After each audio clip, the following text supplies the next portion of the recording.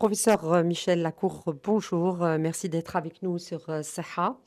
Nous assistons aujourd'hui à des masterclass qui concernent tout ce qui est vertige et toutes les pathologies vestibulaires.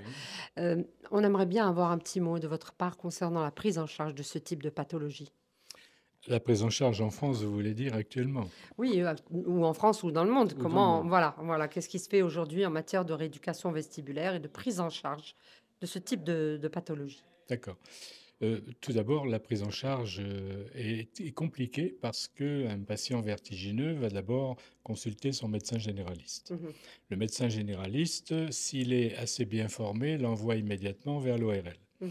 L'ORL va faire son diagnostic, savoir quelle est l'étiologie, quelle est la pathologie, et en fonction des résultats de ces tests, il l'envoie au kiné vestibulaire ou au kiné pour une rééducation, une prise en charge du patient. Mhm. Donc c'est un circuit qui est compliqué et nous, ce que l'on voit en recherche fondamentale actuellement, aussi bien sur modèles animaux et maintenant sur les travaux que l'on fait sur l'homme, c'est que si la prise en charge n'est pas rapide au cours des 2, 3 premières semaines Mhm. après la crise vertigineuse faite par le patient, la récupération est considérablement altérée, ralentie, voire parfois inefficace.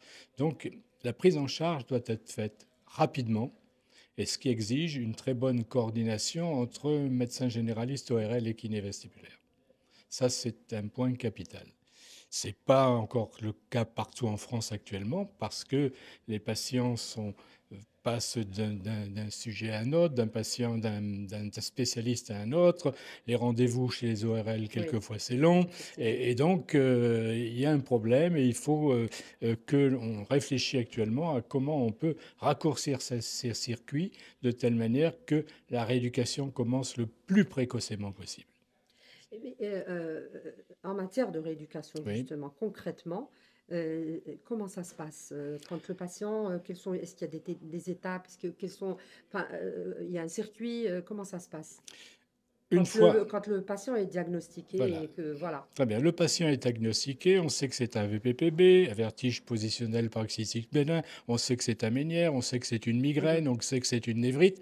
À partir de ce moment-là, la rééducation va commencer et il n'y a pas de programme type, c'est-à-dire c'est fonction du patient, de sa pathologie, de son âge, de la qualité de vie qu'il doit retrouver, parce qu'il est jeune, il faut qu'il aille au travail rapidement, mhm. ou il est retraité, le niveau d'exigence est peut-être moins important, en plus il est âgé. Donc il y a toute une panoplie de tests qui sont faits, d'exercices de rééducation, Mhm. qui vont être adaptés à la pathologie et au patient.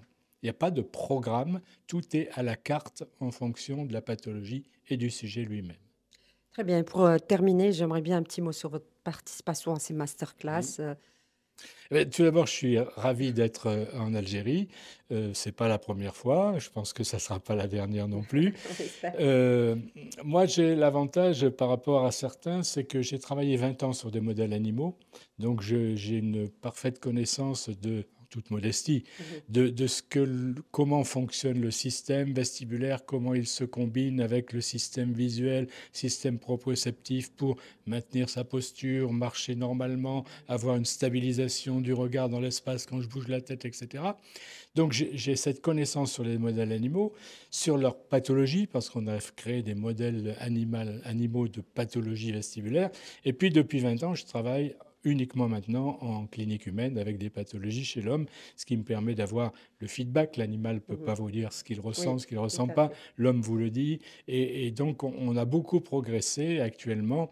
Et les points capitaux sont qu'il faut profiter de la plasticité cérébrale Mhm. qui ne qui perdure toute la vie, qui n'est Oui, pas arrêtée en fonction de l'âge.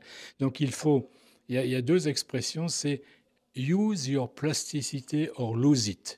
Utilisez votre vous perdez-la. plasticité ou vous la perdez. Mhm. Et vous Et la perdez. puis, earlier is better. Le plus tôt est le mieux. Voilà les deux concepts.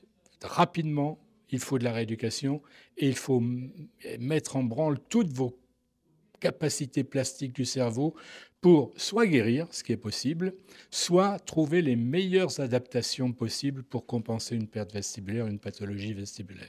Et c'est ce que vous enseignez Tout maintenant, à fait, aujourd'hui. tout Très à bien. fait. Merci beaucoup, Je professeur. vous en prie. Merci. Merci.